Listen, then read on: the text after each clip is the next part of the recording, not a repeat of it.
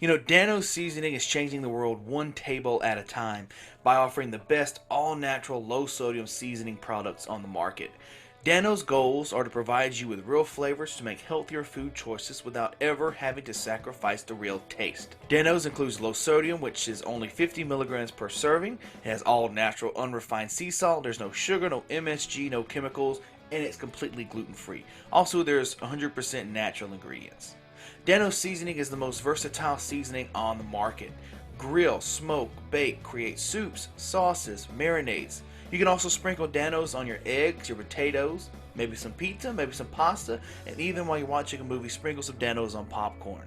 Heck, if you're crazy, why don't you put some Dano's on ice cream? Any food that exists, you can put some Dano's on it. Go to danosseasoning.com, use my promo code HODGEPODGE, capital H and a capital P in Hodgepodge. Guys, remember to do that.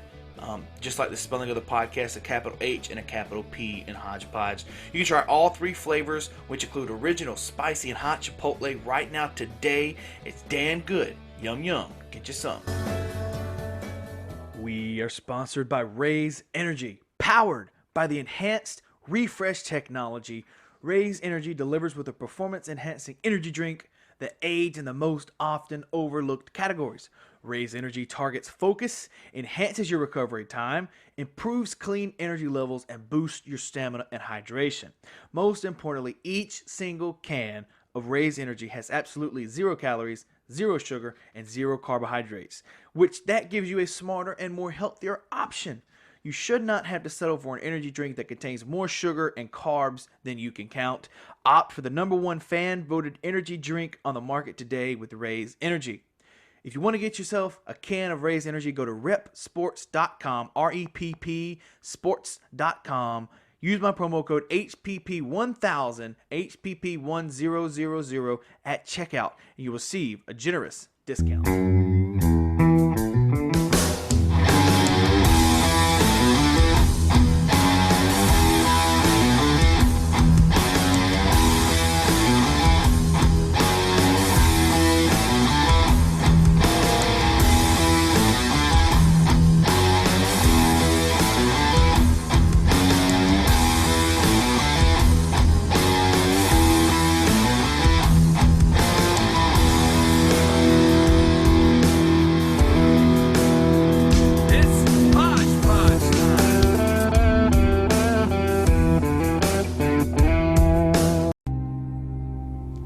Francois Clemmons, hi, welcome. Thank you. How you doing? Fine, how are you today? Fine. My feet were tired, so I thought I'd just soak them for a while in this water. Does it make him feel better? It does. Would you like to try? Sure. Hello there. Is that you, Dylan? That's me. How you doing, dude? Well, I'm sorry. I owe you an apology. No, look, yesterday. man. Look, man. I'll be honest with you. I am just a normal human being. You don't have to apologize to me. It's I understand life gets in the way. 100%. Yes, it does. So, man, But I'm very happy to meet you. It's very happy to have you on the podcast, and I'm very honored to have you on. But first, before we get into this thing, I would like to know, what do I refer to you as? Do I call you Dr. Clemmons? Do I call you by your first name, Francois? What would you prefer? I prefer Dr. Clemmons, but I answer to Officer Clemmons, I answer to Diva Man, and I answer to Francois. What Diva Man? What Diva Man? What's that about? Why you answer to Diva Man? In opera, a diva is a singer, opera singer. Okay, I didn't know that. Right. Yeah, diva is an opera singer, and I'm an opera singer, and I'm a world-class artist. I received a Grammy Award and for Porgy and Bess.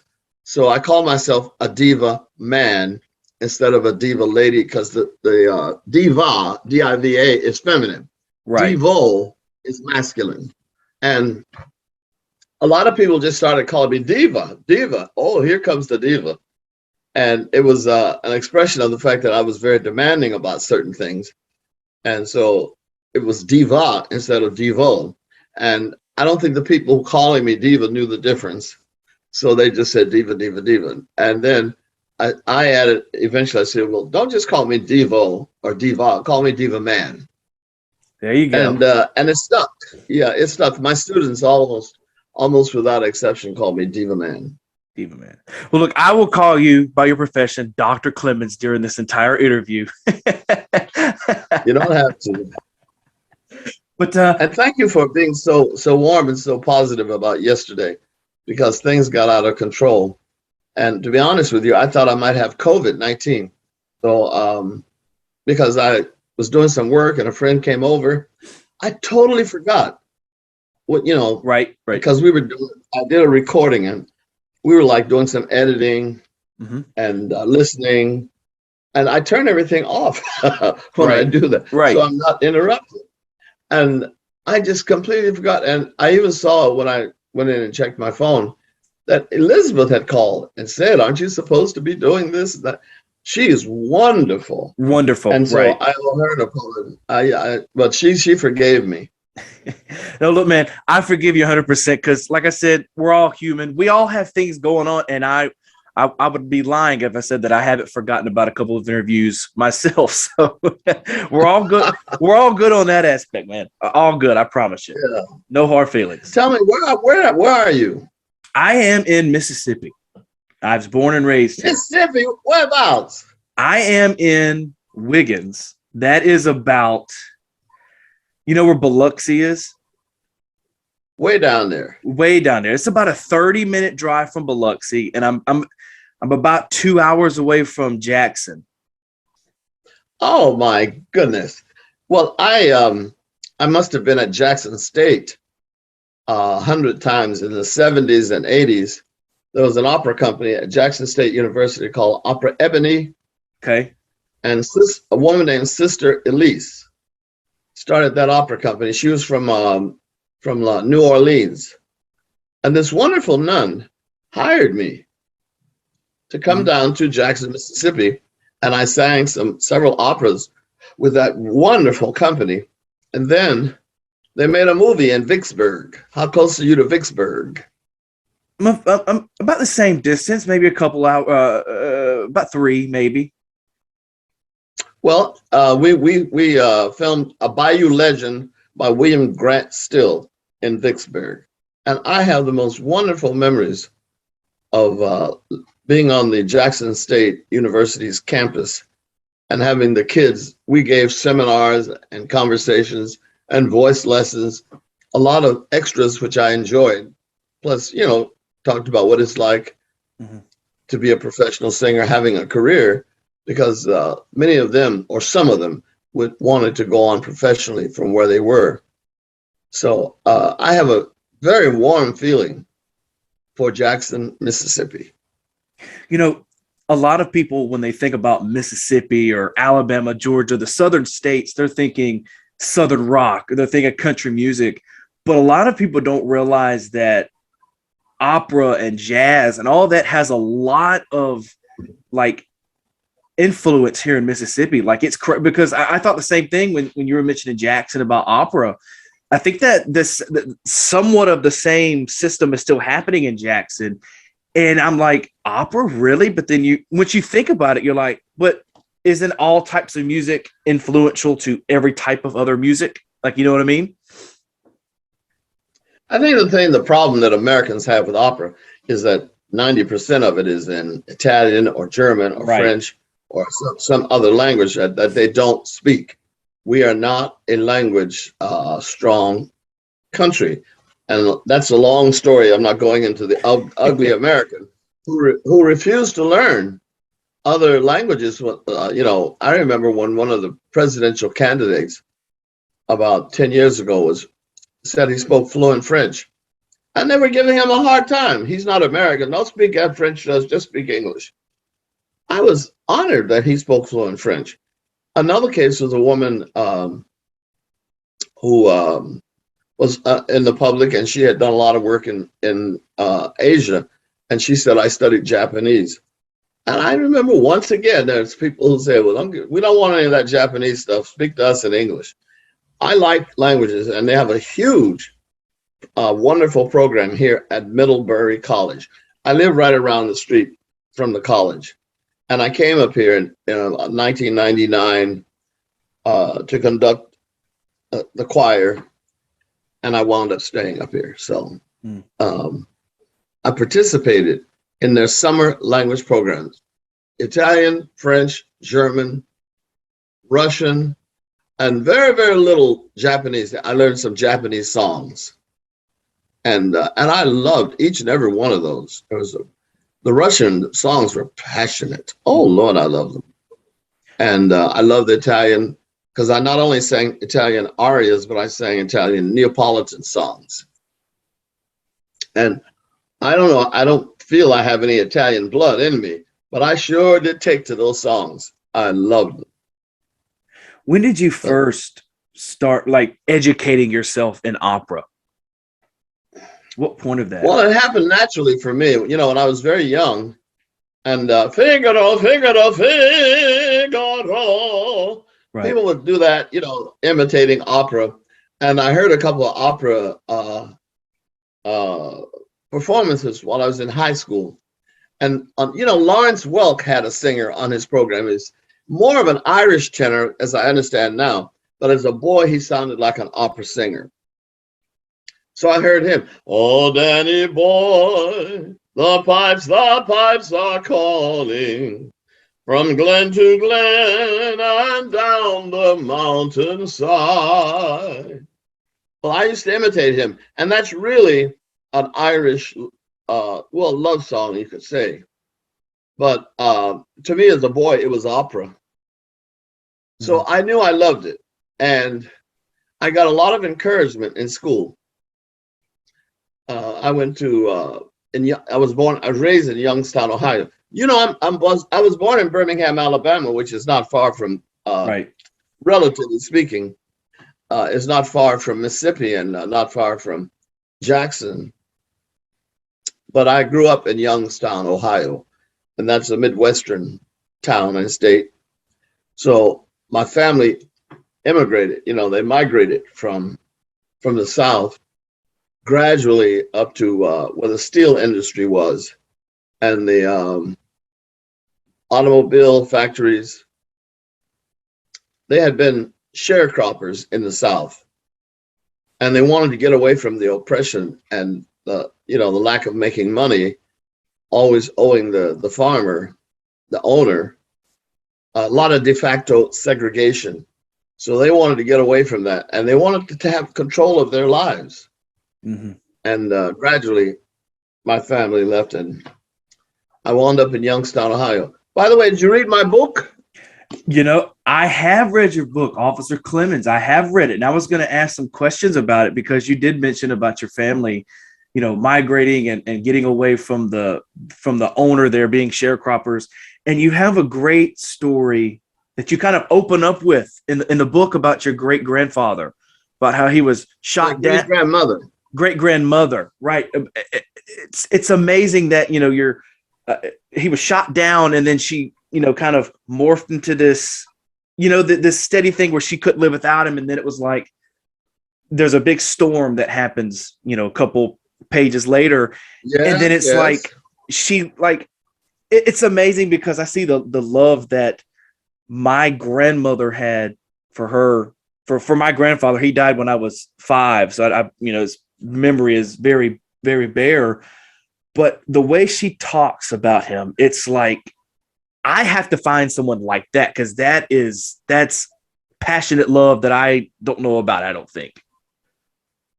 Well, if you want it, the universe will send it to you. You will eventually have it. But I have to tell you, as a young person, my family taught me our family history, and our family history was not always happy. And so they talked about things like living on the plantation and having Black women raped by white men who weren't arrested or convicted or tried or anything. It's just, that's the way it was. And my great grandmother, Laura May, her mother was the one who said, go with him. Because if she went with Master Sanders, and he really took a liking to her, there were certain privileges that he gave to her as a white man in those days that she could not get or have otherwise. And it's a pitiful, terrible thing about survival. What she had to do to survive was be his mistress for all those years. And so, she had a ramshackle house. She'd add a room for this relative, or when someone came through, she'd look after them there. She became, a model of survival because she carried on this affair with Mr. Sanders for a number of years. But what happened when he killed Leon Penman, the man whom she, realized she loved, it broke her heart. She was never the same. And he no longer had control over her because he had really, really, really shown her who he was, what he was. And what he was is not a very nice person. The other thing that I wanted to put that in, I felt a lot of people from Mr. Rogers' neighborhood would read how Black people have lived. Fred Rogers has lived a certain life, and he's had his challenges. He was called Fat Freddy as a boy, and he was teased, but a lot of that he overcame. And, he was a boy who was sent to school in a limousine because they were afraid he would get kidnapped. So he was raised and born with very wealthy parents. Right. So They owned a our brick lives company. Yes, up in Latrobe. Yes. But his mother was considered the grand dame of the town. She took care of whenever there was a problem, the person needed a place to stay, or they needed food, or they needed clothes. She would quietly but very definitely step in, and they knew they could call her or contact her when there was loss or lack. So that was a wonderful, wonderful example that they set for him. And that's how he grew up. Well, that is not how I grew up. Right. So when we met in Pittsburgh and we started sharing with one another, I realized that there were things that I was teaching him about, that he was hungry to know how Black people had lived and how different it was from the way he had lived. And he encouraged me to open up. He was an introvert. And so old extrovert here, I started telling my story, started talking. I never shut up. Well, his way of being and his manner with me was so warm. So I almost said heavenly. It was so understanding, so full of compassion and empathy that I began to change as a person. And I was able to forgive myself for things that I didn't do, but misery that I had, I was carrying it around. And Fred Rogers, he was a gentle giant, because he never raised his voice. Didn't mean he wasn't mad at me. But I grew up, people cussed each other out and used all kinds of language. But Fred Rogers was not like that. And his gentleness and his kindness won me over. And I began to pay attention and listen to him. Plus, everybody around me, by the way, in Pittsburgh, I was at Carnegie Mellon earning my master's. And everybody's saying, "You're down at Mr. Rogers? He chose you for that show? Oh, man, I'd love to meet him." And I took a couple of my friends to the station when I was filming. But most of the time, I felt it was intrusive to him. And I didn't want to do that. But there were some very marked exceptions. So I began to realize that I not only had met a director and a writer, of his songs and his show, but someone who thought I was a fine fellow, I'll say it that way. He and his wife both put their arms around me, and emotionally, I began to grow up, and I felt that I had found my surrogate father. And I asked him about it. I didn't quite spell it all out in the book, but he told me he would be there for me all the time, anytime, no matter what. And so the story goes that I used to live with him in Pittsburgh. He had a third floor. Okay. That was, finished. And I had a room up there. And when I was in New York City working on my career. Well, I came home and he said, you don't have to work, just be here. I couldn't imagine just being there. And he let me drive his car. Oh, he said, I can get to the work. You come on down later on. You can have the car. I thought, what? So it was a thing of maybe testing him to see how far he would go and see if he really meant what he said. And he did. I used to call him Collect on the telephone. Mm-hmm. And after I moved to New York, I would call once a month at least.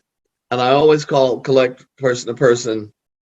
And I had gone to Italy and sung, and Germany and Austria. And sometimes I called him from Europe, Collect. Right. And then he would see where I was, and then he'd call me back station to station. Well, I guess I was about 30 something. And I remember calling him. I was in New York at that time. And I called him up to chat with him. And in the middle of the conversation, I said, Fred, I'm just thinking, I call you Collect. Don't you think I should stop calling you Collect? I'm earning over $100,000, $200,000 a year. When my group took off in my career and I was traveling, and he very gently said, well, Franz, if you think you're ready to do that, Joanne and I have discussed it, which was a shock to me. He and Joanne had discussed my calling him Collect. And he said, she said, and we agreed that you should call us Collect as long as you needed it. Oh, man. And when you didn't need it anymore, you would tell us and we would know. So if you don't do it anymore, we understand, but always feel it's an option if you want to. And I never called him Collect again. But I did speak to him quite often. But it's like something inside of you grows up and takes responsibility. And so I knew that if I needed to talk to Fred, I could pay for it myself. So that's one of the things. Go ahead, please. No, I was just going to say that, you telling the stories of Mr. Rogers, and it just makes all the things that you've heard true. Like, you know what I mean? Like, he was one of the nicest people you've ever met. He never raised his voice. If he got irritated or aggravated, he would talk to you in a very human manner, not that he was above you and you were below him. And it's amazing to hear that, because it's like, yeah, well, he was a celebrity. People are always going to talk praise about this guy. But then you just hear these people that aren't celebrities and they're like, no, he looked at me as if he seen himself in me and talked like he wanted to be heard. That makes sense. It does make sense, but it was a unique gift I think he had. Yeah. I don't think everybody has that. You can learn some of it, but everybody doesn't have that gift. Not only was he a deep listener, he drew you in so that, as I said, I knew that I could trust him. And the sensitive things that I felt about being a gay person, being Black in this country, the difficulties with policemen, and then I'm playing Officer Clemmons. We had some thorough conversations about the differences and what the program needed and what I was as a human being. And since I had a personal relationship with him, I also had a personal way of relating on the program. It was real when I came to see Mr. Rogers. It was a real caring.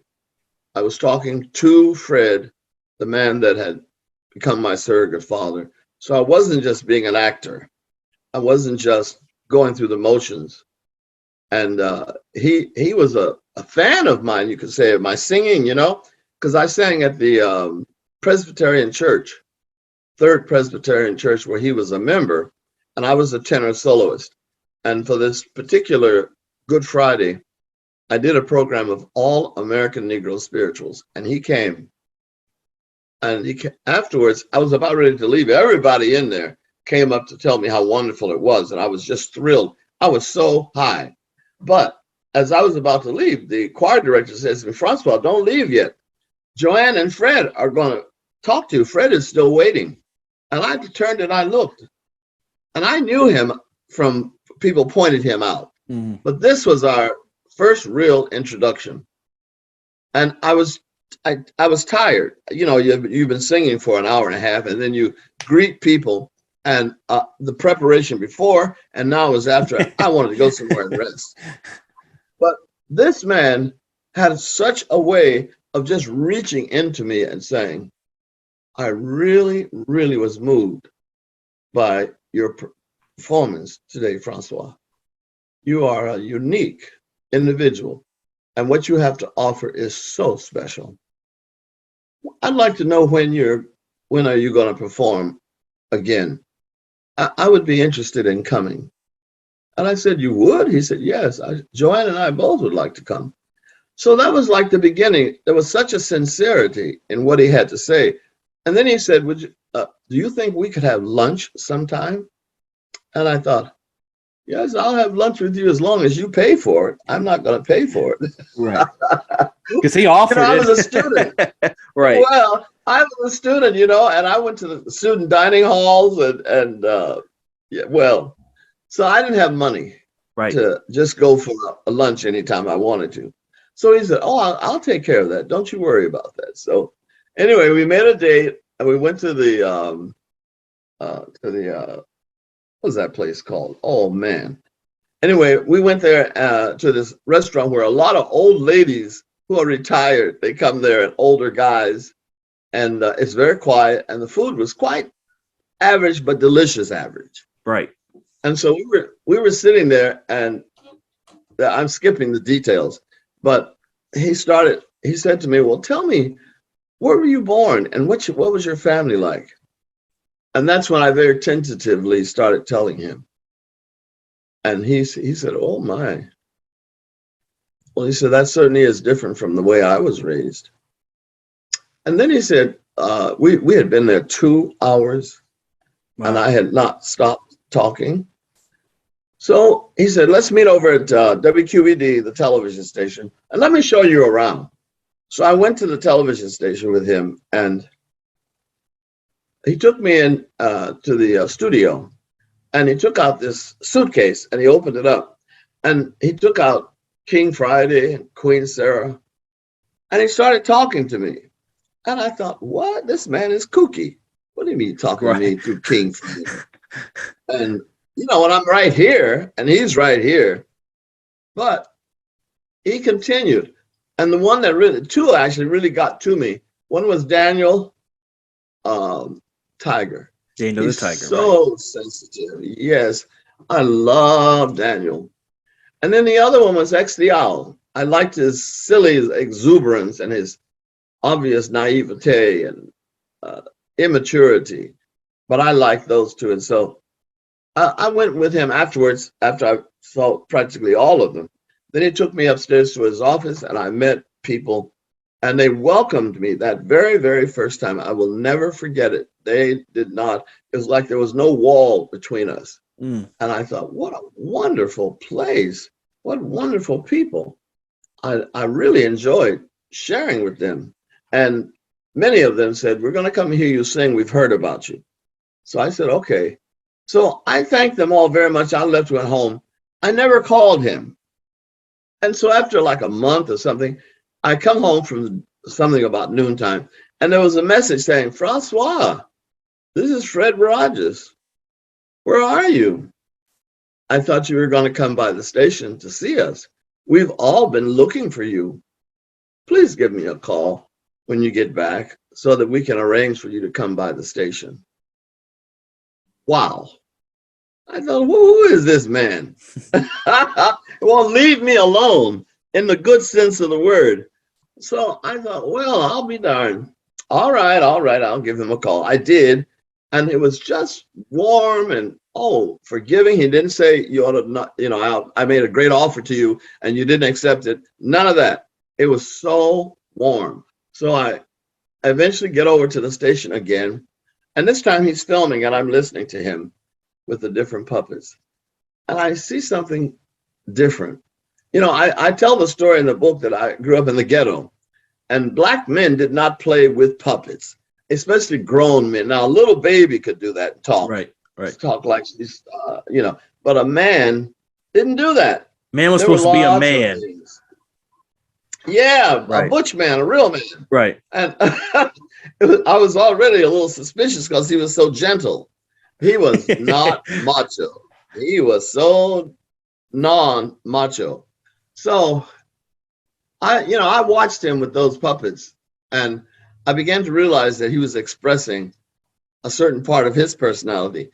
And and as I look back, I tend to think maybe one of the characters would be speaking to me and asking questions that maybe he didn't want to ask directly, but they were talking about things. Right. And, and I was an avid listener. So I wanted to be with him a lot. And so I didn't have the money. I lived in New York City to fly back and forth. I simply didn't have it. And it was a long time. And so he said, call Elaine. She's my secretary upstairs. I'll give you the telephone number. It'll be a direct line. So sure enough, I called Elaine and I said, well, Mr. Rogers said I could call you to arrange for me to fly to Pittsburgh. She said, oh yeah, he told me. When would you like to come? And I said, well, I'd like to come soon, but I don't have the money. And she said, oh, well, then he said that we would pay for the plane ticket. And I said, I still don't have the limousine or to get down from the airport into town and stuff. And she said, oh, we'll take care of that too. Well, it'll be prepaid. It was one kindness after the other. So I said, okay. And I went there to the office and I said, I watched them perform in the studio. Mm-hmm. And he was doing a scene. I talk about this in the book. Mm-hmm. And when he finishes, it's, tomorrow, we'll talk tomorrow. We will say a very happy tomorrow to you. And Johnny Costa is playing some music at the end of the program. And I started walking around the stage. And as he left, he was coming around the opposite side. Whoa, well, it's like our eyes locked. And I said, when Nick, the stage manager, said, cut, that's a good one. That's a good take. I looked at Fred and I said, Fred, were you talking to me? And he said, yes, I've been talking to you for 2 years, but you heard me today. Well, I lost it. Something inside of me in my solar plexus just went kapow. I mean, to me, I physically heard a sound, and it unlocked something. It released something. It was the first time a grown man had ever told me he loved me. Mm. And I lost it. I lost it because emotionally it meant so much to me. And that was the moment, actually, he became my surrogate father, because I wanted to be around him a lot. And he told me, just call us. You can come home anytime. And that was the other thing. For Thanksgiving, I went to his house. Right. I did not go back to Youngstown. I went to his house 2 or 3 times. I met some wonderful people there, plus other neighbors also would join them sometimes. But I was the regular. I was the one who came often. Probably I was the most needy. And so that's why I began to respond to him as a cosmic son, you could call me, or that's interesting. And I began to spend more time with him. And each time I learned to listen. I learned to listen from watching him, and watching him show his care and his empathy for people. Sometimes I was in a room and I was working on something else myself, and we sometimes shared a space. It was all his space, but he shared it with me. And people would come in and they would start talking to him. And I acted as though I didn't hear a thing. I never made a noise or distraction. I continued what I was doing. And boy, I heard them tell him such stories about their lives. And he expressed so much empathy and care for what they were going through. And almost everybody who came to see him was emotionally sick. It was shut down, or they were desperate to have someone say, I love you the way you are. I approve of you. and you make every day special for me, and I enjoy hearing from you. I got your last two letters. I remember, he talked to them, and I kept them, and we have them on file. So anytime you want to share your thoughts and your ideas, you can send me a note and I'll read it. I mean, he did that over and over and over and over again. It was whether we were in Pittsburgh or Los Angeles or Chicago or New York, wherever we were, and I was able to be around him. I heard how people shared their love for him and how much he meant to them. And I did too. It was, I shared my life and my problems, and I had plenty of them, the difficulties. And one of the things we had was I didn't want to be Officer Clemmons. And that character lives on. It'll probably live on long after I'm dead and gone. But policemen and black young men particularly don't get along too well. There are endless stories. I don't need to run them down and tell you all of them, where black men are being arrested for a driving infraction, a very minor infraction, and they wind up with 60 bullets in their backs. Mm-hmm. And the police saying, "Oh, I was afraid. I didn't know what he was going to do. I was afraid." And this kid, of course, is running away, or this man running away, gets shot 60 times in his back, and it was a threat to a policeman. Come on, let's be real. Right. Well, there were stories like that when I was young, where people would disappear, or they said something to a policeman or looked at them a certain way they didn't like, and they might kill that person, might shoot at them or shoot them, or do something to members of their family. Policemen were very, very abusive in Youngstown, Ohio. I know about all these other places, but I know in Youngstown. So when he said, "Well, you want to be Officer Clemmons?" I said, "No, I don't want to be that Officer Clemmons. I don't want to be Professor Clemmons or Maestro Clemmons." He said, "Well, this way you'll definitely be a helper. There are many people, friends, who need help. And there are many ways that you can help child." And I think that, they would come to you and look to you for help if you could manage to play the part of Officer Clemmons. So we chatted, we talked a lot more, and I finally agreed. And the way I was able to do it was I put on the uniform in the studio. When I walked out into the studio where I was singing and stuff, I would play the role that he had written in the script. When it was over, I put the script in my bag. I took the uniform off. I was no longer Officer Clemmons. I did that for a long time. And the way I did it was I thought about opera. When I do Elixir of Love, I play a certain character, Nemorino. And then when I get off stage, I take it off and that's it. Or if I'm doing Porgy and Bess and I'm doing Sport in Life. When I go on stage, there's the way that Sport in Life behaves and feels and loves and all that. But when I come off stage, no more Sport in Life. I did not want to bring that character home. Now, there was certain music from some of these operas that I did that were wonderful, and I love them. I might sing that, but I was no longer that character in the opera. And so for a long time, I would leave Officer Clemmons in Pittsburgh in the studio at WQED. But Fred was doing so many guest appearances, and he asked me to come with him. And he said, "Do you want to carry the uniform as Officer Clemmons, or do you want us to bring it?" And what I was thinking was, it'll be easier for me to carry it and then change in my room at the hotel, not have to take it to the theater and change there and go through all that. So I began to take the uniform with me. We went on many trips. And then one day he said, "Do you think you might want to just take it home, France?" I said, "Well, yeah, okay." So I remember taking it home to New York. And the irony was, there were several daycare centers in my neighborhood.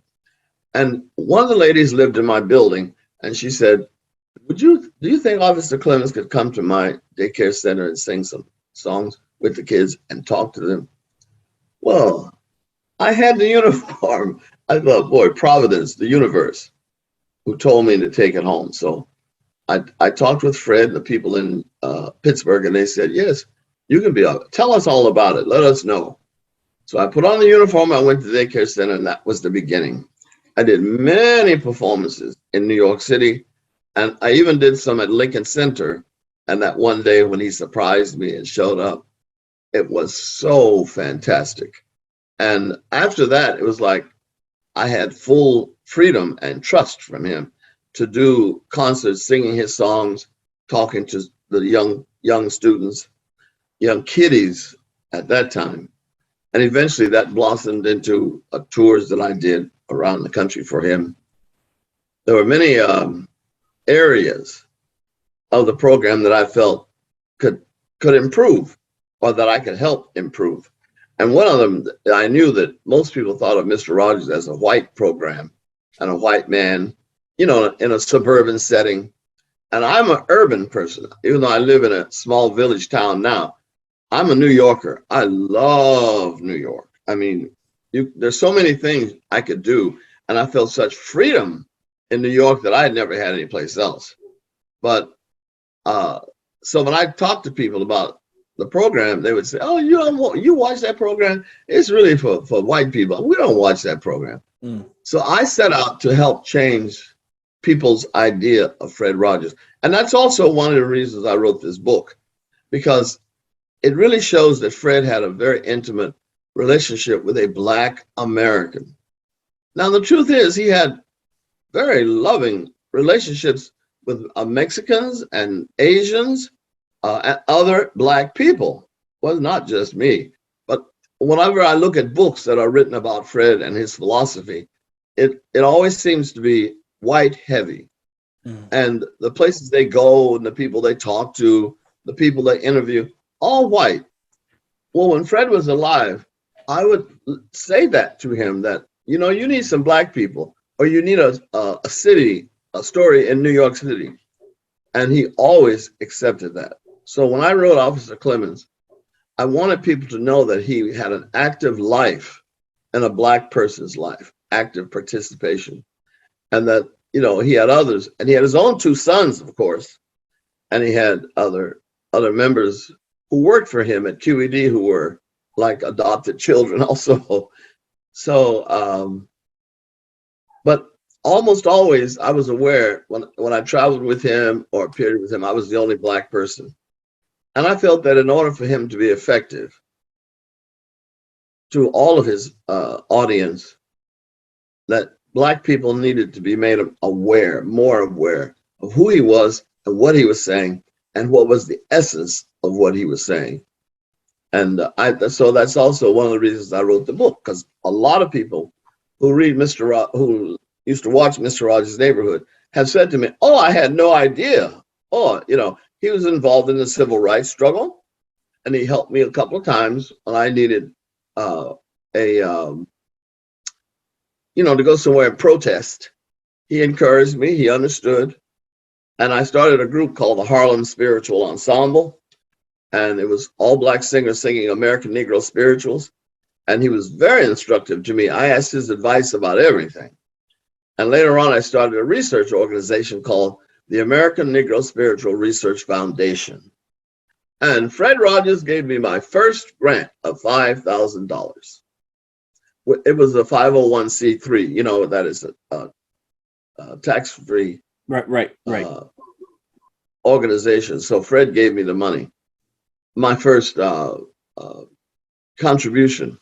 And after that, you know, if I told a lot of people in my writing that Mr. Rogers had approved of this organization and had made a substantial contribution of $5,000, perhaps you will also.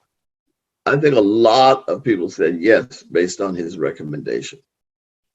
Now, you said you had a lot to ask me. I'm talking and I'm not shutting up. No, man. I'm loving it. Dr. Clemmons. I'm really loving it, because I was actually not going to hit on a lot of the Mr. Rogers stuff, because that's all people want to know.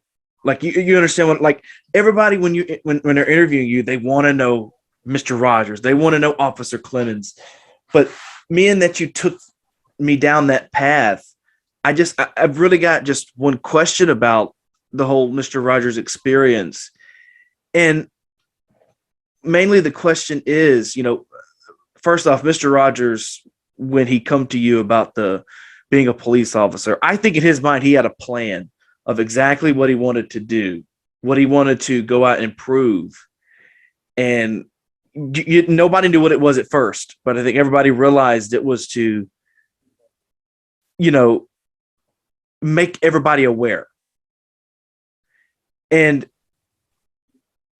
one of the first times we see you, and one of the most, recognizable and unique scenes is the pool scene. And you did this twice. And this leads to the question, is you did it once in the 70s, and you sang, "There are many ways to say I love you." Not the first time. Not the first time, the second time. Who can crawl under the table? Who can, as children can. Right. But the second time I did There Are Many Ways. He wrote that for me. Okay. So the question is, was there a reason why you did it twice? Like, was he just like, okay, let's revisit this because maybe we're gonna, I don't understand. Did he ever come to you why you did it twice? Well, first of all, it was 1968. Okay, 68. Yes. Secondly, that program had a big impact right from the beginning. Right. That scene where we were sitting with our feet together, and the way the camera shows my brown, black feet, legs, and his white feet and legs and all that. And then when I got through and I used the towel, because I said, I can't do this, I don't have a towel. And he said, you can use my towel. Well, that was a no-no in television. Black people and white people did not share a towel. It sounds like a simple damn thing, but there was. I mean, they didn't share a bathroom, let alone who would think they would share a towel. Like, you know what I mean? Yeah, yeah, it's so ridiculous. So I used his towel. He helped me, and he helped me dry my feet. That has a very strong biblical relationship to Jesus in the upper room with his disciples. And Peter says, oh, no, you can't do my feet. I'm dirty. I'm filthy. I've been out there walking in these sandals. They stink. And Jesus said to him, if I can't serve you, if I cannot wash your feet, then you cannot be my disciple. Well, nobody had ever said anything like that to Peter and to the other disciples they all felt the same way. And they succumbed. They said, okay, go ahead. And there's a holiness to understanding the role of the leader, and the minister is to serve. I'm here to make life better for you guys, for other people.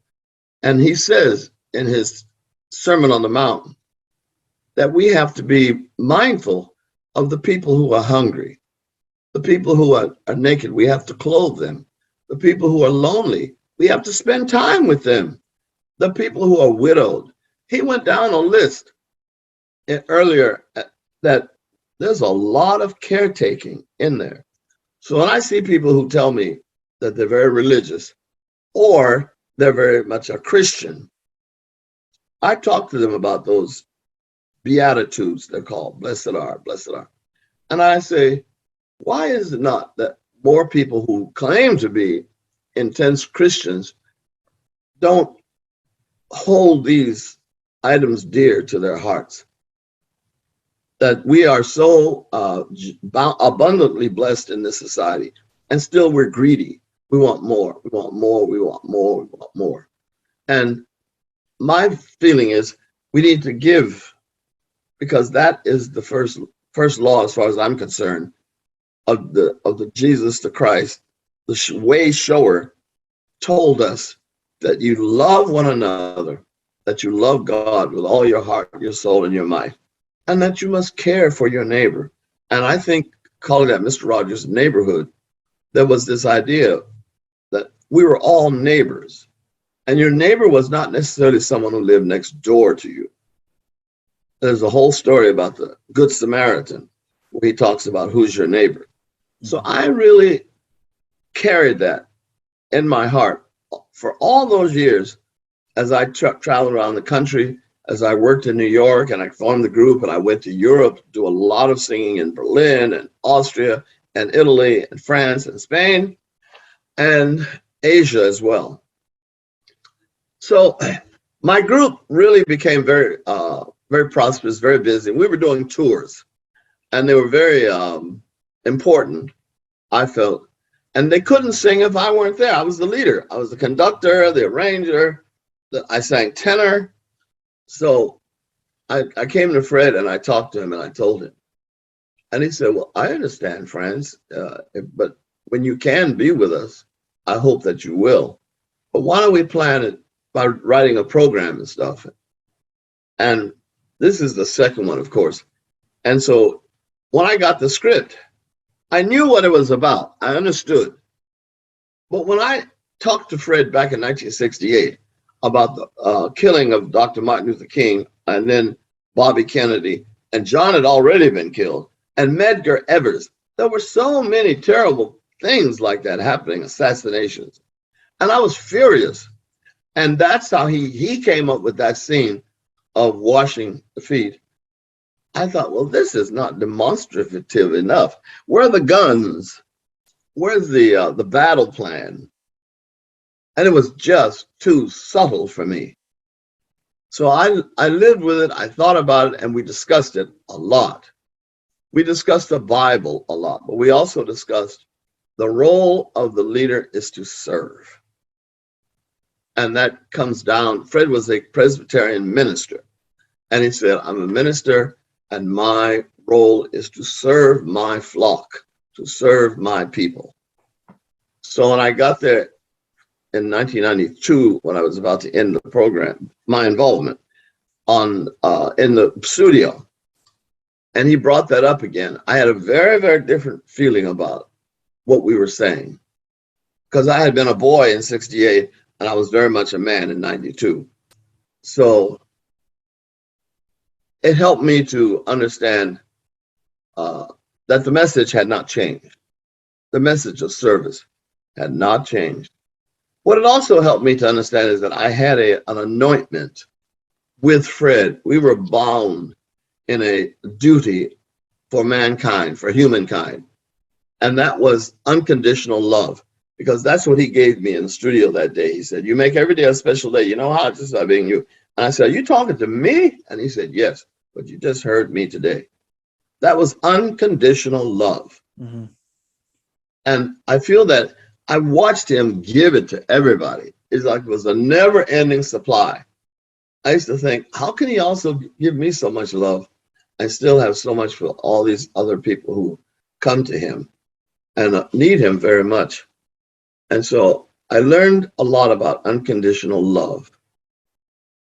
Since Fred has been dead, 2003, I guess, February 27, 2003, I've thought a lot about how we relate to one another.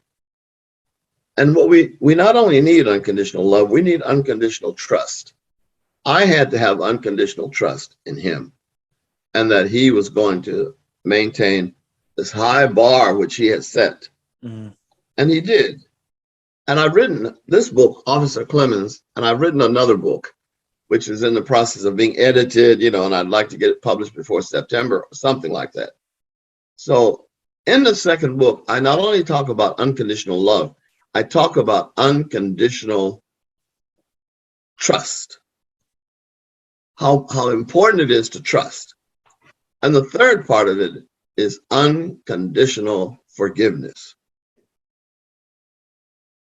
Fred had the first chapter, and I have brought a second chapter and a third, and there will be another chapter of unconditional acceptance.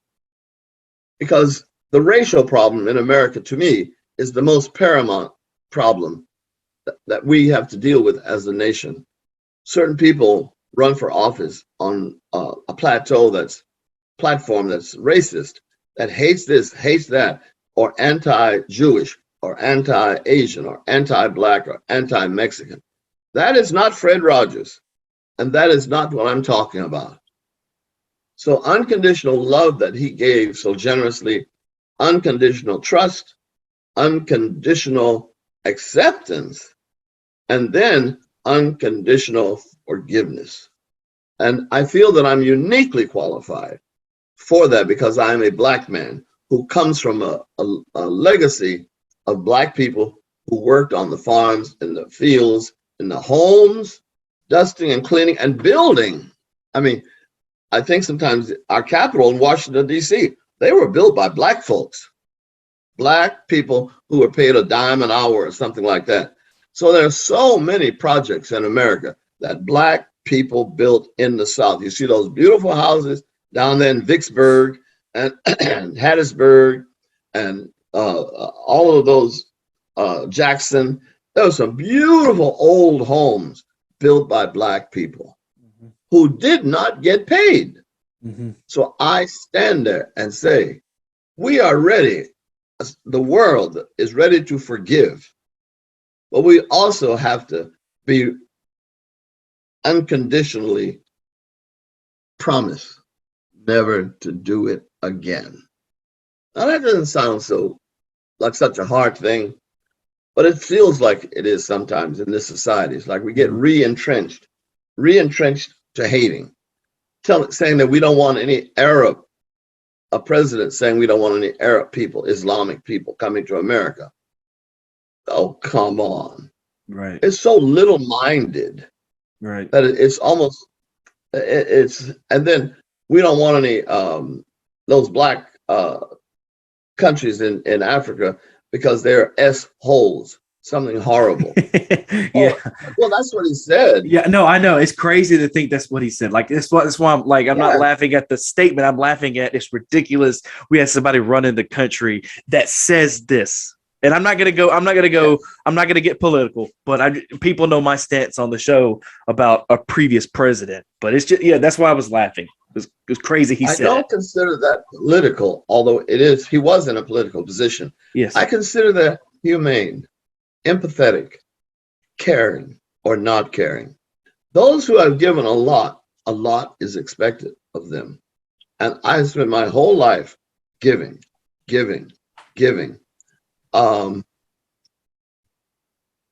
In this society, it's way past time to talk about recompense to Black people who had their homes stolen, who had their businesses burned, who had the sons lynched, the daughters raped.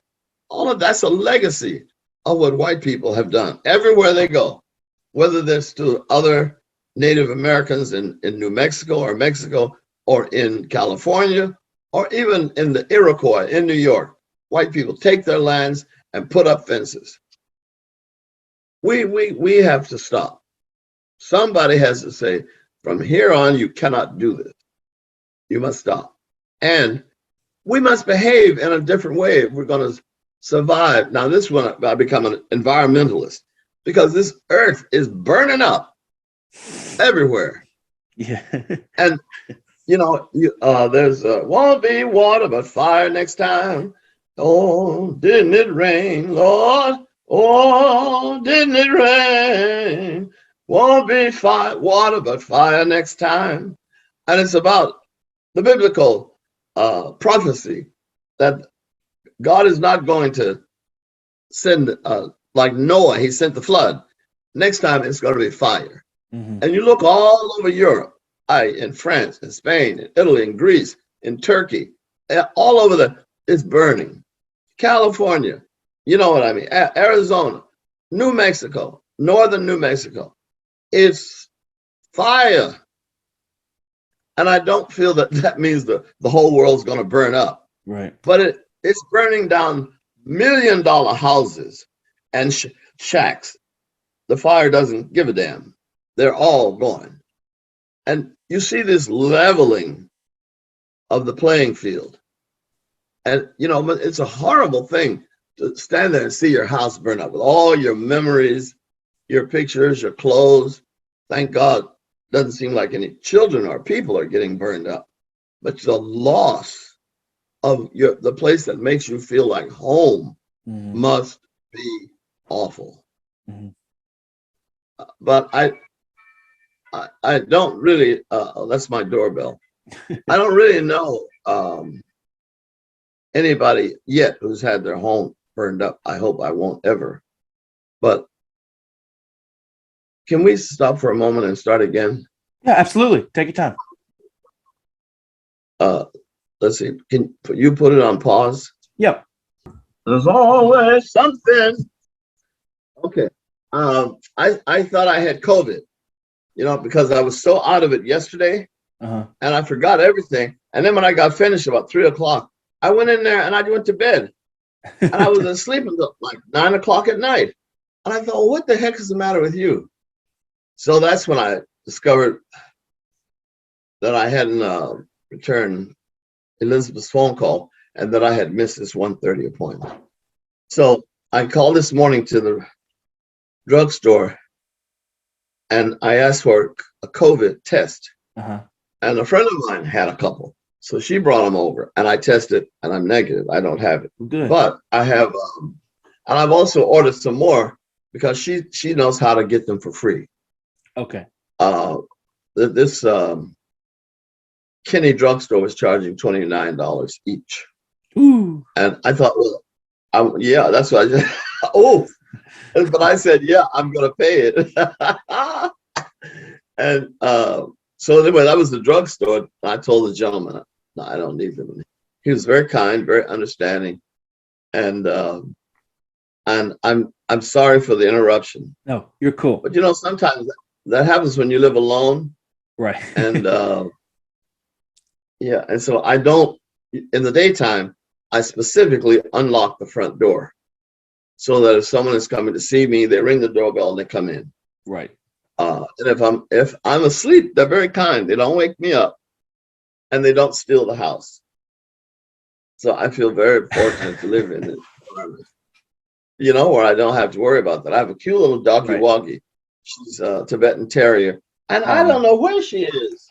She came for a half a minute and now she's gone. So anyway.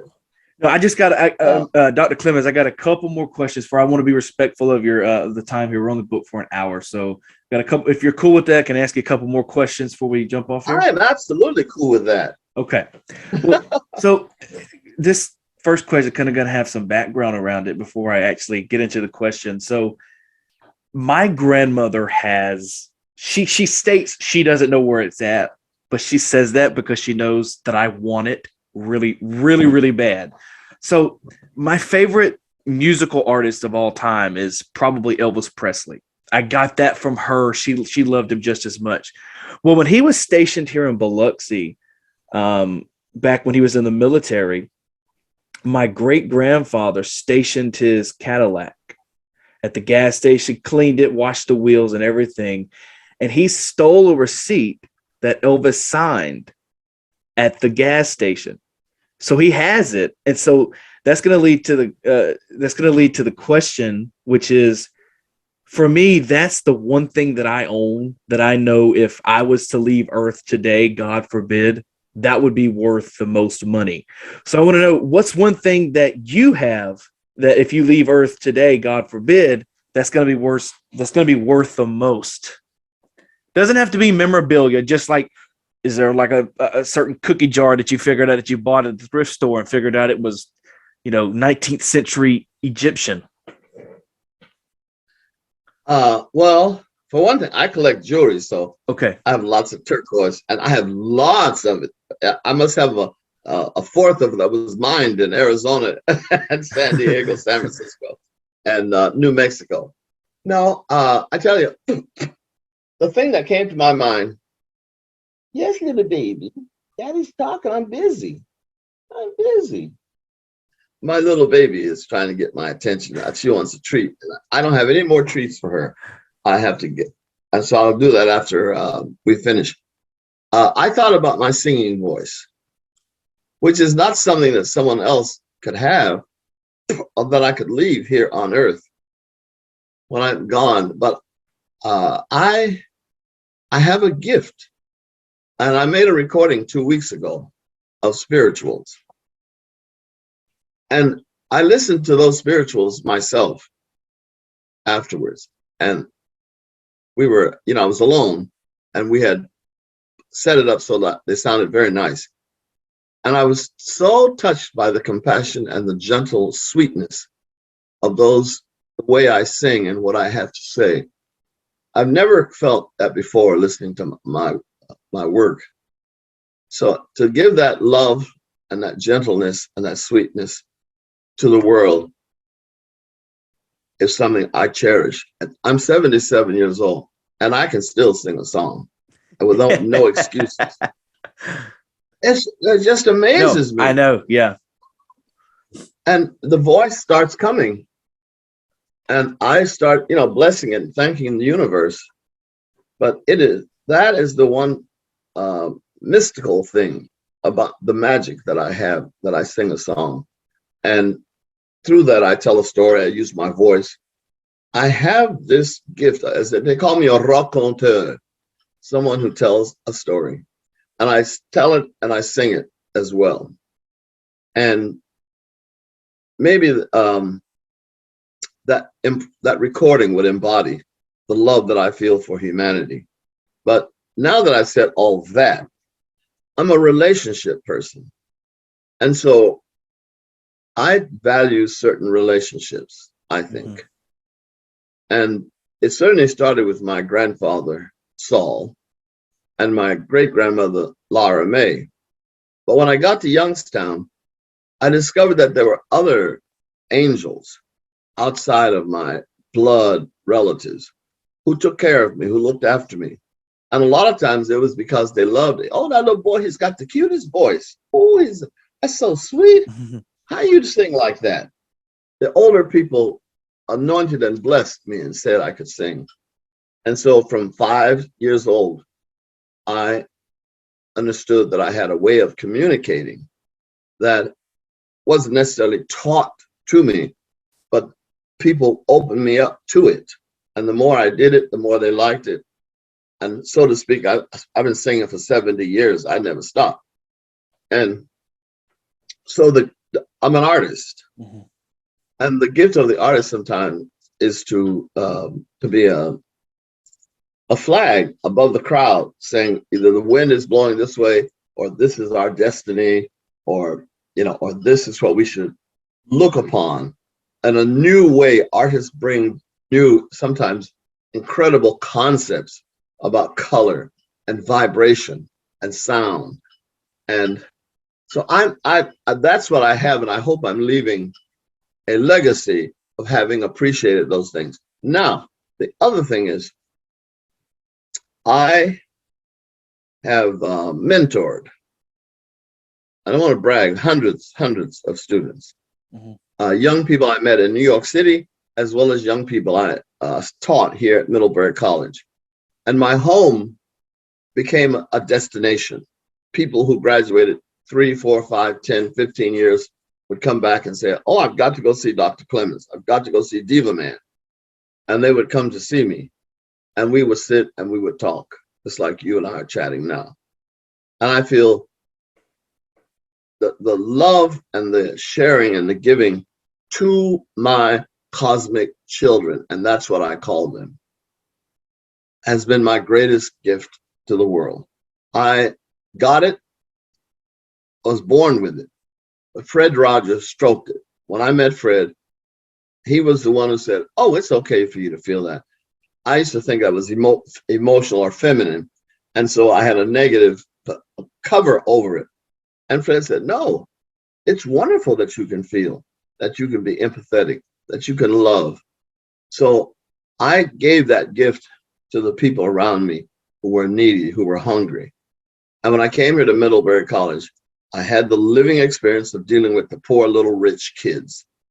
Many of them are well off, and I thought that was enough, but it's not. And they come to my house. I used to have cooked waffles and bacon and eggs and all that I used to do for them. And we learned to do it together, so that there was almost always cooking going on at Diva Clemmons' house. And the one thing, I had international students from Nigeria, from Ghana, from Zimbabwe, you name it. And then from Middle East, from Jordan and Israel, from India, from Nepal, from Bangladesh. I'm naming all the places, Brazil, and all over America, Santa Fe, California, Jackson, Mississippi, Birmingham, Alabama. And they come up here on their way to Maine or on their way to ski or someplace. They say, we just had to stop by and see you. And I tell them that I continue to pray for them and give them unconditional love forever. So I told them they've been infected. They have been infected with the love that I got from Fred Rogers. And that's how we pass it on. So my legacy are my cosmic children. And they carry on the message from Mr. Rogers. Because every single one of them, if they haven't already watched it, they go home to the library or get their computers and they start watching Mr. Rogers' Neighborhood. And they discover what inside of themselves respond to what he's saying. And what I feel is Fred's message was originally for the young kids who grew up and now they are 50 or 55. They have children, and there are some who have grandchildren. And this legacy goes on and on and on because the youngest people are watching either Daniel Tiger's Neighborhood, Yes, or Don Quixote, or Mr. Rogers' Neighborhood, because you can get it now on Vimeo or YouTube or Right. just through your computer. You go on Mr. Rogers' webpage, and they're all listed. You click on what you want to see. That's a long-winded explanation, but it's not as involved as Elvis Presley. And I have to tell you, it's interesting you mentioned him. I thought you were going to ask me how I felt about Elvis, because I have very, very mixed feelings about him and his success and his theft of Black music and theft of Black songs, specific songs. Mhm. You Ain't Nothing But a Hound Dog is not his song. It's Big Mama A Black Thornton. woman. Yes. And he never said a word about it until like 20 years or something after he had sung it and made Right. $1 million. I will And say. also, she did, Go ahead. I'm sorry. no. I was just gonna say. I will say this. I agree. He did Black people wrong, but I also look at it. There's a negative and a positive to it. I think because even though he did somewhat steal these songs from the Black artists, but he kind of made the songs bigger, and now you know more about the Black artists that were. Yes, you do. Absolutely. And I understand that there's either a movie on ESPN or one of those networks. Okay. They've done a movie on Elvis Presley. And a friend of mine says he saw it. I did not. And he said, the movie tries to make up for that. Yes. It does give credit Yes. to Black people and the enormous contribution that we have made to world musics. Everywhere you go, it's Black people's rapping and Black people's, it was before that, it was rock and roll and blues. In fact, you down in Mississippi and the Mississippi Delta is coming back. Right. And people are awakening to the fact of this great creative energy that's in the soil of America. And Black people were the first ones to embrace it and make use of it, because white people were busy trying to be neo-European.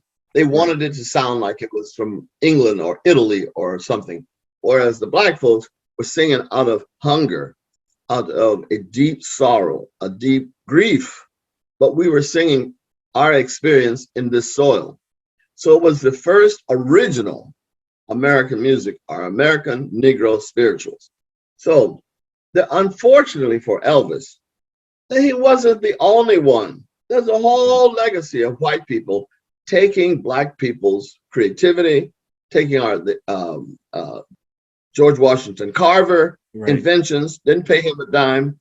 His relationships with up in Henry Ford in Detroit, came up and did some research on gas and corn oil and peanut oil, all of that research and stuff. He never asked for an extra dime for any of it.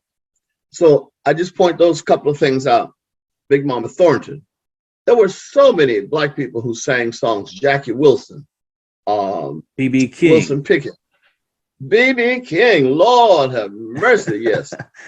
And he's just a giant. And you know, and so somebody will come along and say, "Oh, Benny Goodman, wasn't he the the founder of jazz? Some founder." Benny Goodman, please. He did a fine job of what he did. Right. But it's just amazing how they tried to rewrite American history. And I'm not suddenly talking about critical race theory. I'm talking about just telling the truth. Mm-hmm. If you tell the truth, there'll be lots of, you'll include Native Americans. Mm-hmm. You'll include the Chinese who built the railroad that came over here. You will include all the Spanish people working in the orchards and the wheat fields, and up here they work on the turkey farms and apple orchards. Everywhere you look, there are brown people working. And that's American history. And they've been doing it, and they have been fighting to get into either Texas or Santa Fe, Arizona for 100 years. But they belong here. Mm-hmm. And we have instances of brown people who have come, every year they come up and work on the farms here in Vermont. And guess what? Vermont is 100% in favor of immigration and letting these people in. Right, because it's the American dream. It's the American dream to leave your country and come here, and to have somebody try to put a wall up. We're going to put up a wall and kill it. You know, it's not America anymore then, bro. I mean, I'm sorry, it's not. You're trying, like you said, you're trying to rewrite it, trying to make it your own. Yeah, we have a legacy of immigration. People have come here. Give me your poor and you're tired and you're poor. The humble. I can't think of that song, but it's on the words that are on the Empire State Building, and it talks about liberty and how open. Give me your tired and your poor. That's what America, as you say, the American dream. And everyone practically is an immigrant. Either you're first, second, or third generation. Right. But everybody is. And so we've had people come and they bring their talents and their enormous contributions to food and to clothing and to color. And there's a whole different attitude. I look at all the people who are involved from India in American medicine and American technology. So what if we chase them home? Or back to India, I'll say it that way. Many of them were born here, and this is home. So I'm all for the DACA program, but I'm for the DACA program because there is such goodness. What a rich experience they have given to America. And then after DACA, I'm in favor of letting the Mexicans in and the Venezuelans, because some of them are not leaving their country voluntarily.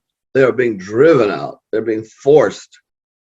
And so how do you close the door on these people who have nothing to go back to, and they're asking for help? And I love what we do for the Ukrainian people. Mm-hmm. So I don't have to go into that. I'm sorry about war.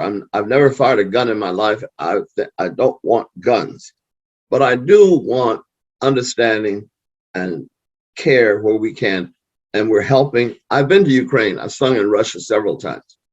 And it's a beautiful country. And the idea that it's being bombed is horrible to me. It's anathema. It's inhuman what we are doing, what Putin is doing in the Ukraine. And I feel that people all over the world reach out to us because we are so bountiful. We are blessed. And many of us have good hearts. We have all kinds of helpful agencies here that send food, that send medicine, and other things that other cultures need very badly. And so my philosophy, and it's interesting, is you can't take it with you, so give it away. If somebody else needs it, give it to them. And I always feel I'm bountifully blessed. And when the coffers here are open, take whatever you need, and how can I help you? It's my own philosophy, but I know that's an extension of Fred Rogers also. He was a very loving and giving person. And I'm the better in this life because I met him. And he changed a part of everybody's life because of that show he did for 30 years, however long it went on. It was, and he's still doing it today with Daniel Tiger's Neighborhood. I know my little 3-year-old nephew that he watches it, and I'm like, this crazy. It's like, it's part of, I watched it in preschool. Now I'm watching it today, and it's crazy. But Dr. Clemmons, I am really grateful for your hour plus time that you've given me here. I know I'm not the best host, and I know it's probably a bad interview, but I really do thank you for coming on here. You're very welcome, and my heart is open. I'm very glad you were understanding about yesterday. And somebody told me your program, your podcast, had a huge outreach. Yeah, it's I hate bragging, but I'm the biggest podcast in the state of Mississippi. I don't like saying that because it's like, yeah, but tomorrow it can come and be over with, but yeah, it's doing okay. And you're doing it while you are alive and you're able to. When you go to Vicksburg or past Jackson, Mississippi or Hattiesburg, give them a wave from me and say, Officer Clemmons said he remembered the fine time that I had down there in Mississippi. Yes, sir. I will do that. Man, again, thank you very much, and I'll let you go on and continue your day. You're very welcome, and I thank you. You can do me a favor and send Elizabeth Cops a little note and share it with me as well. And we had a good time. Absolutely. I'll do that here in just a second once I get off here. She'll love it. All right. Thank you very much, Dr. Clemmons. You have a good one. All right. You have a good day, all right. Dylan. Bye. Bye-bye.